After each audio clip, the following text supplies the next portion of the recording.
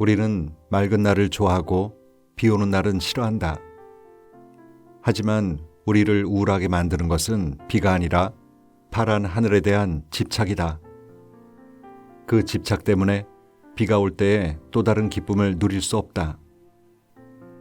우리는 사랑받길 기대하다가 고통스러워진다. 우리를 실망시키는 것은 사랑이 아니라 그 기대감이다. 사랑이 힘든 게 아니라 사랑에 대한 자신의 기대가 집착이 힘든 것이다.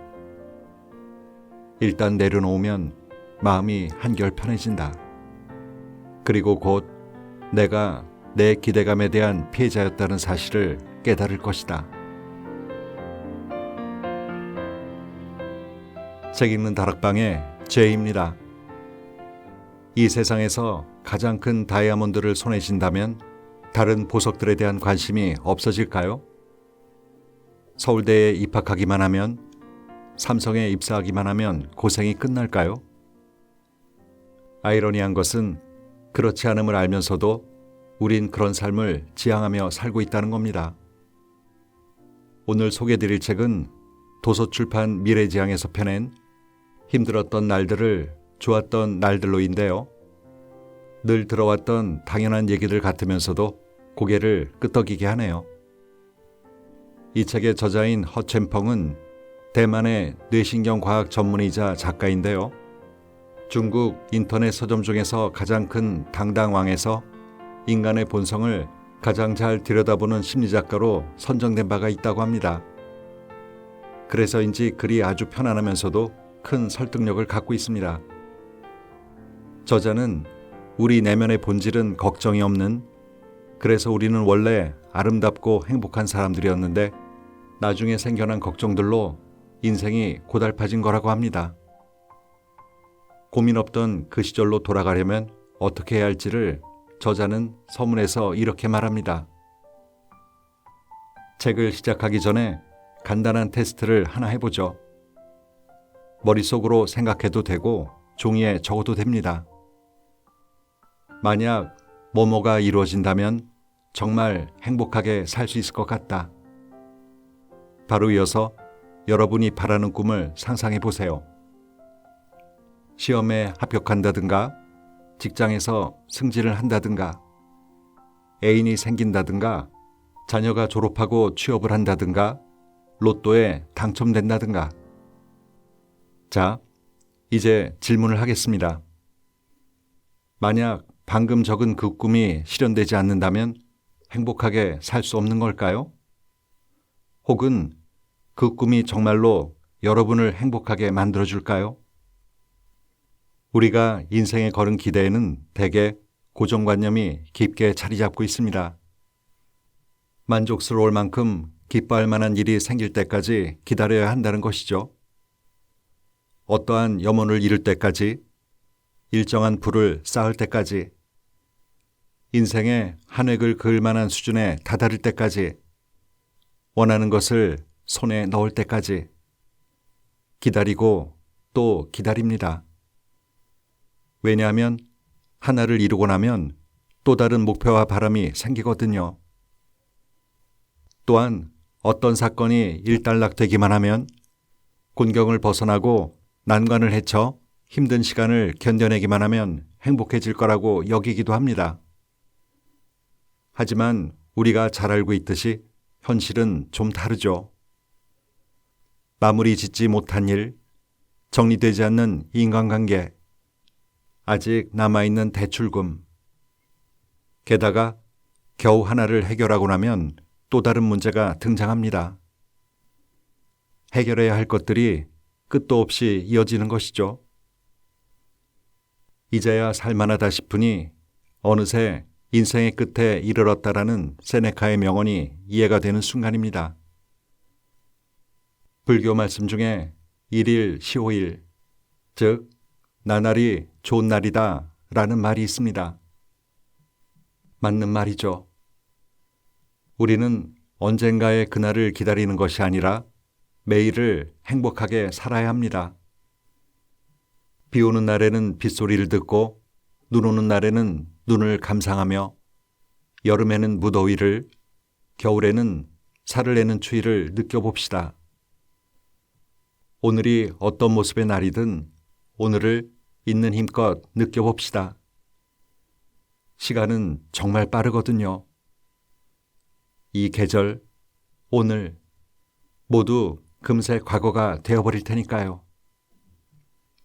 어떤 상황에 놓였다면 그 상황 속에서 지내는 겁니다.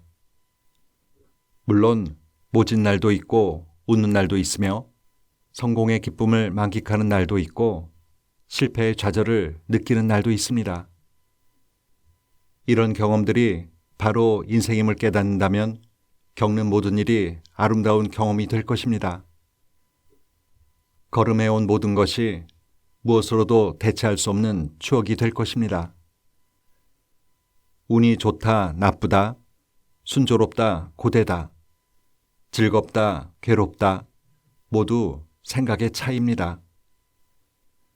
있는 그대로 받아들이고 삶의 소소한 것을 차분히 음미하다 보면 행복이 바로 눈앞에 있음을 알게 될 것입니다. 마음먹은 대로 인생이 펼쳐진다는 건 알겠는데 그 마음먹기가 왜 그렇게 잘 안 될까요?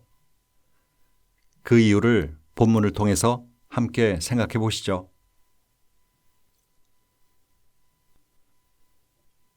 모든 것은 우리 스스로가 만들어낸 것이다. 우리가 살면서 경험하는 모든 일들은 사실 우리의 마음이 움직여 만들어낸 결과물이다. 어느 날은 아침에 일어나 보니 너무나 울적하고 온 세상이 어둡고 절망스럽게 느껴지는데 또 어느 날은 일어나 보니 기분도 좋고 세상이 밝고 아름다워 보인다. 이런 차이는 어떤 외적 요인의 변화가 아닌 자신의 속마음에서 비롯된 것이다. 고민에 빠져 있는 상황에서는 물질적으로 풍족해도 마음이 괴롭고 쾌락 속에서도 즐거울 수가 없다. 가족이 큰 병에 걸렸다는 소식을 듣고 나면 해외 고급 호텔에 묵는 중에도 마음이 괴로울 것이고 반대로 자녀가 꿈꿔온 학교에 합격한다면 단칸방에 앉아서도 어깨춤을 출 정도로 기쁠 것이다. 기쁨이 넘칠 때는 온통 즐거운 사람과 행복한 일들만 보이고 기분이 나쁠 때는 이상하게도 싫은 사람과 귀찮은 일들만 주변에 맴돈다. 고독할 때는 사람들과 함께 있어도 외롭다.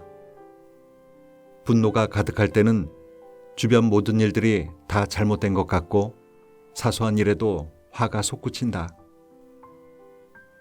불교에 우음 수성류, 사음 수성독이라는 말이 있다. 같은 물이라도 소가 마시면 우유가 되고 뱀이 마시면 독이 된다는 말이다.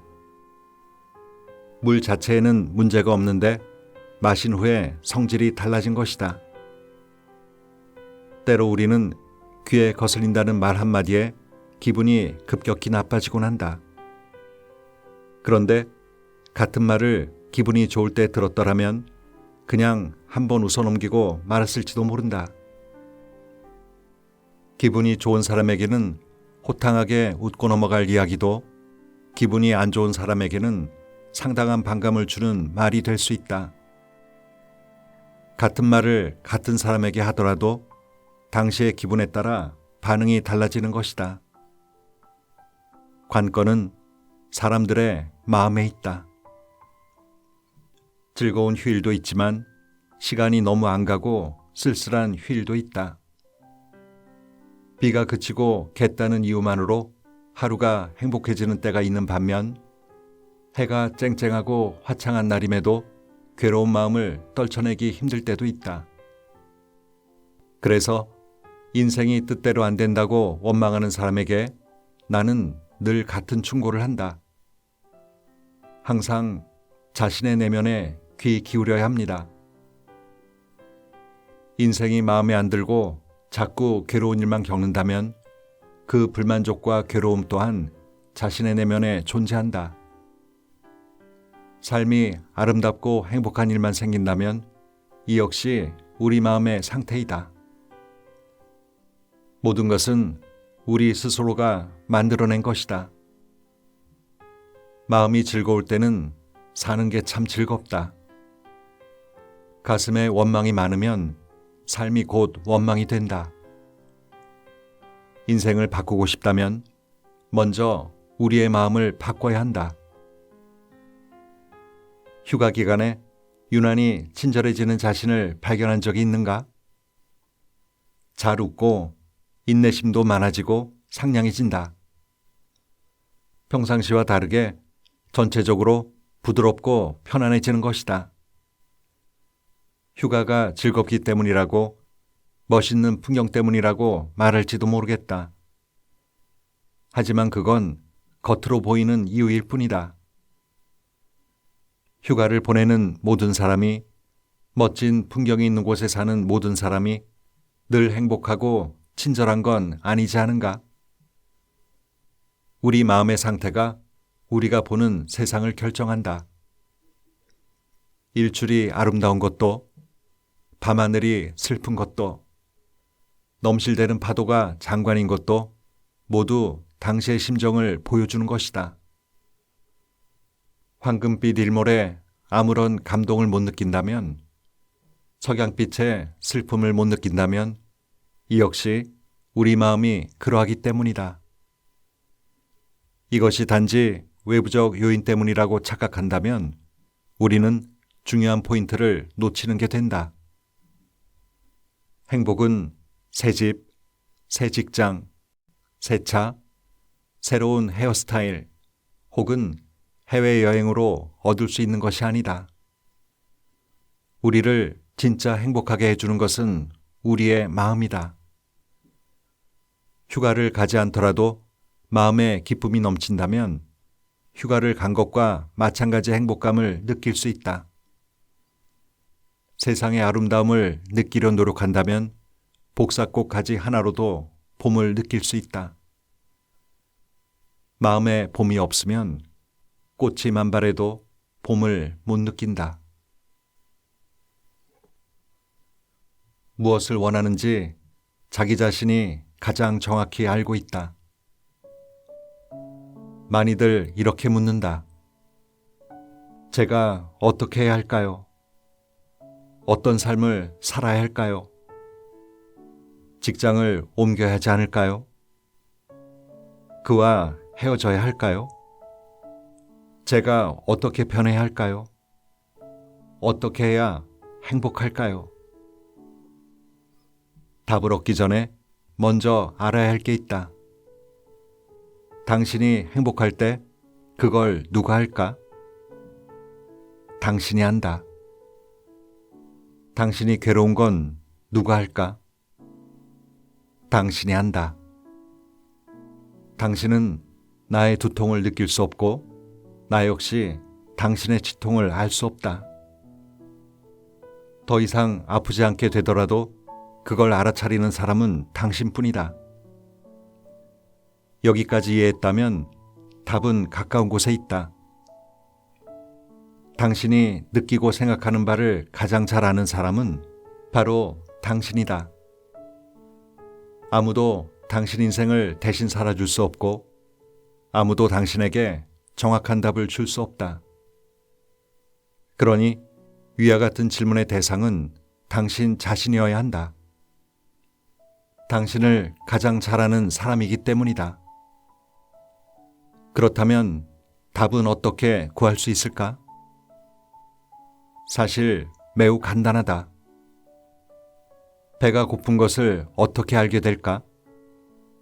배가 부른 것은 또 어떻게 알게 될까? 대개의 경우의 문제는 매우 명확하다. 우리는 다른 사람에게 나 지금 배부른 거지? 더 먹어도 될까? 안 될까? 라고 묻지 않는다. 기분이 울적한 것도 기분이 좋은 것도 스스로 잘 알고 있다. 어떻게 답을 구하느냐고? 당신은 이미 알고 있다. 예를 들어 직업을 선택할 때 적성을 봐야 할까? 연봉을 봐야 할까? 사랑이 식었다면 다시 되돌려야 할까? 그만 놓아줘야 할까? 업무 매너리즘에 빠져 비전이 보이지 않는다면 떠나야 할까, 남아야 할까? 이건 사람에 따라 다르다. 당신은 어떤 삶을 살고 싶은지, 지금 행복한지, 그것이 당신이 원하는 게 맞는지에 대해 먼저 생각해 봐야 한다. 생각이 정리되면 그 답을 자연스럽게 찾게 될 것이다. 당신이 어떤 삶을 결정했다면 그것이 당신과 맞는 방식이기 때문이다. 그러니 다른 사람의 영향을 받을 필요 없다.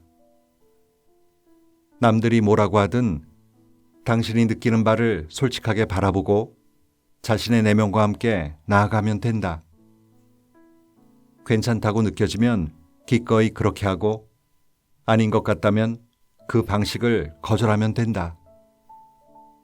별로인 것 같은데 계속 이어가니 더욱 엉망이 되는 것이다. 한번 진지하게 생각해 봤으면 좋겠다. 행복은 남이 알려주는 것일까?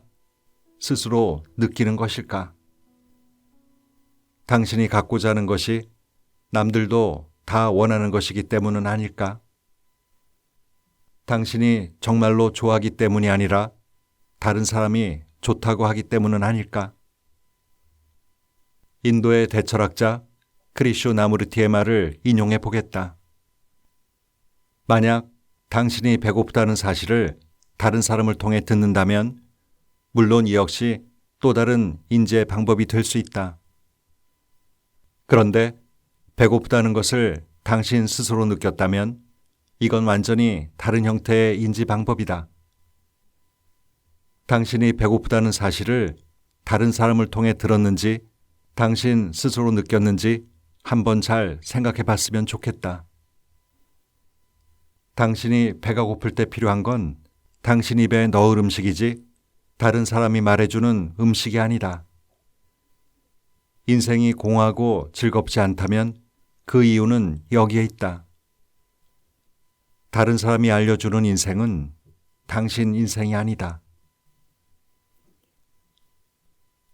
즐겁지 않다. 그것은 근본적인 즐거움을 잊었기 때문이다.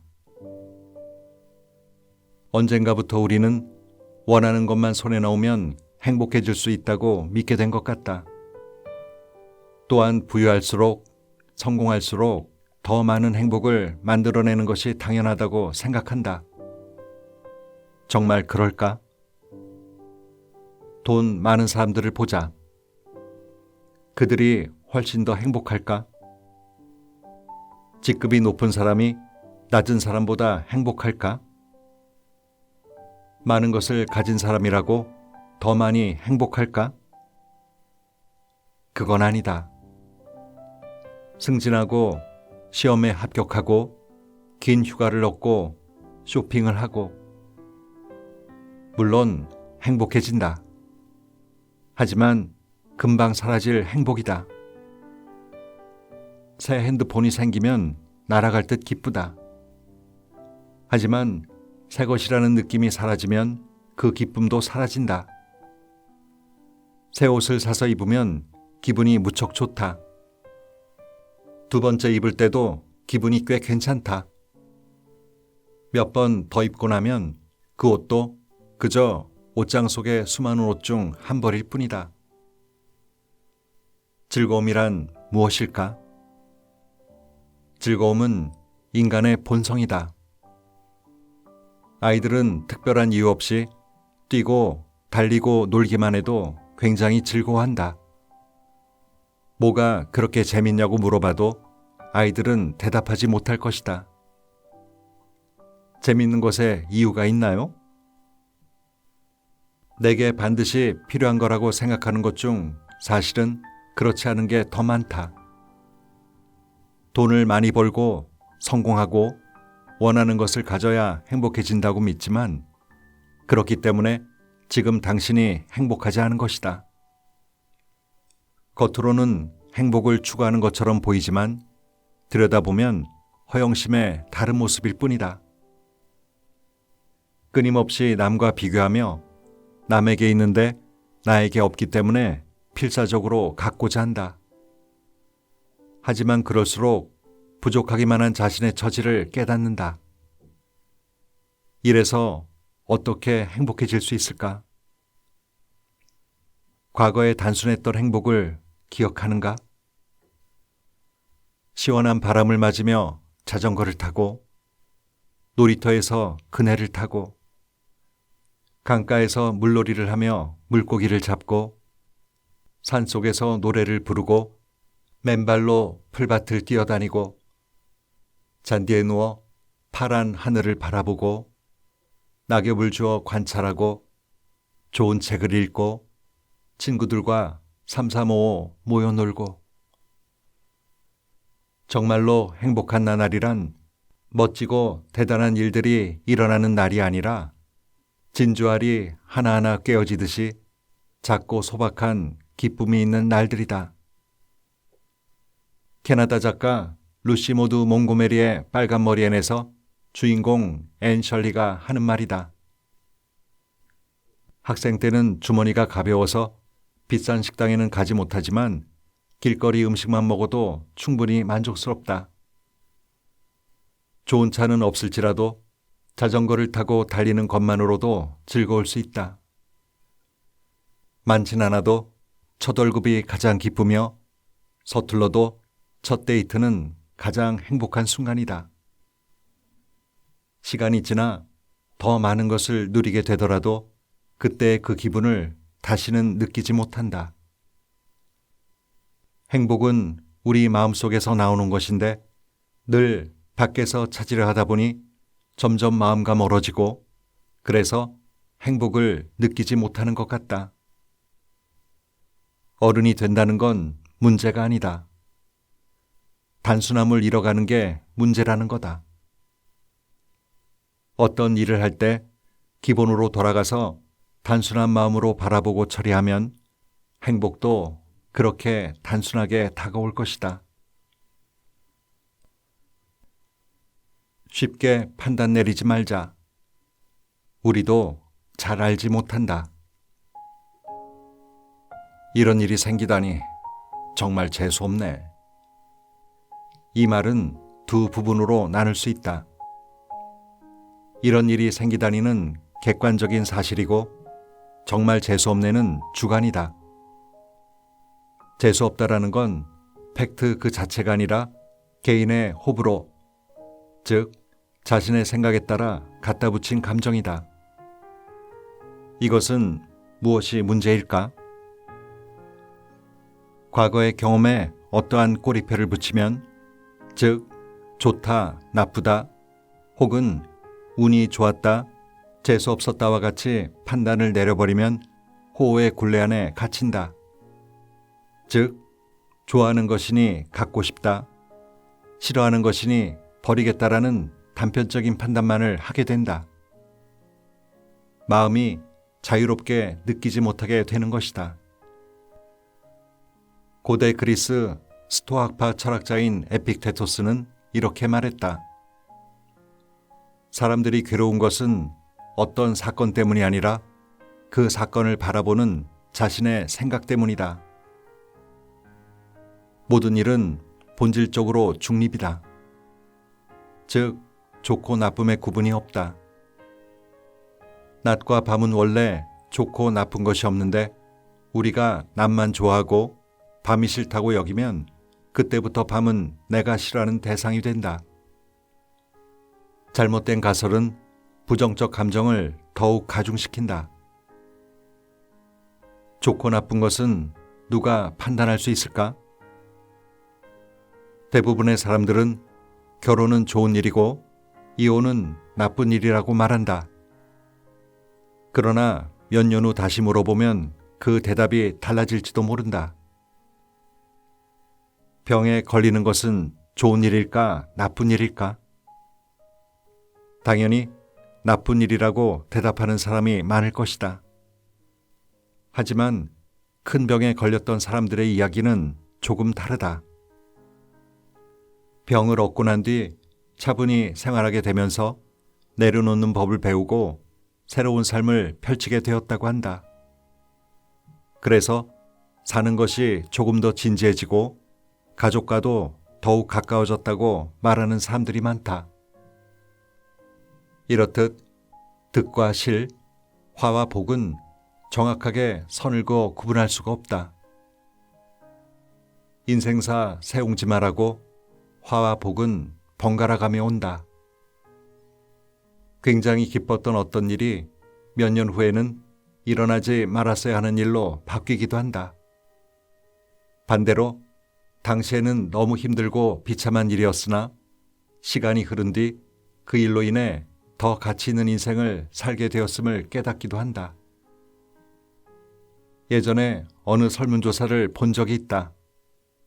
질문은 과거를 되돌아봤을 때 나에게 가장 큰 수확을 안겨주었던 일은 무엇인가요? 그로 인해 어떤 긍정적인 변화가 생겼나요?였다. 답변은 대부분 이런 식이었다.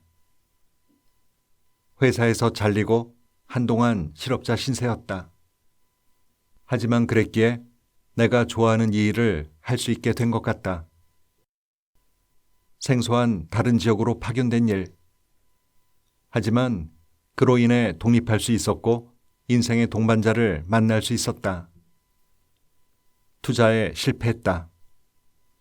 자산 관리를 어떻게 해야 하는지 처절히 깨달았고 검소하게 사는 법도 배웠다. 짝사랑하던 사람에게 거절당했다.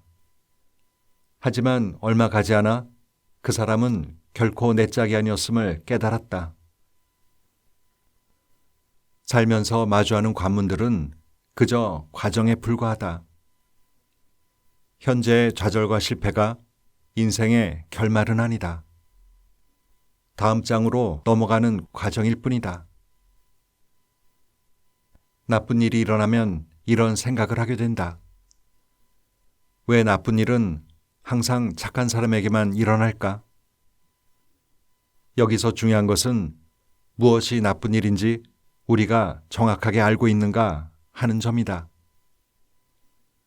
우리가 그것을 나쁘다고 여기는 이유는 그에 대해 아직 완전히 이해하지 못하기 때문이다 라는 말이 있다. 즉, 한쪽 면만 보고 판단하지 말라는 뜻이다. 때로는 최악으로 보이는 어떤 일이 다시 보면 최고인 경우도 있다. 우리는 그 어떤 것도 예측할 수 없다. 이것을 깨달으면 마음의 근심이 적어질 것이다. 우리는 종종 사실과 생각을 같이 묶어 생각하는 경우가 많죠. 저자는 이런 비유를 듭니다. 남편이 나의 생일을 잊었다. 그는 나를 사랑하지 않는다. 투자에 실패했다. 내 인생은 끝이다. 앞은 사실이고 뒤는 그에 따른 생각인데요. 사실과 생각은 반드시 일치하는 건 아니죠. 이 자연스러운 생각의 묶음을 부자연스럽게 분리하는 습관을 갖다 보면 별일 아닌 일을 별일로 만들어 스스로를 괴롭히는 일이 훨씬 줄지 않을까요? 오늘도 좋은 하루 보내세요.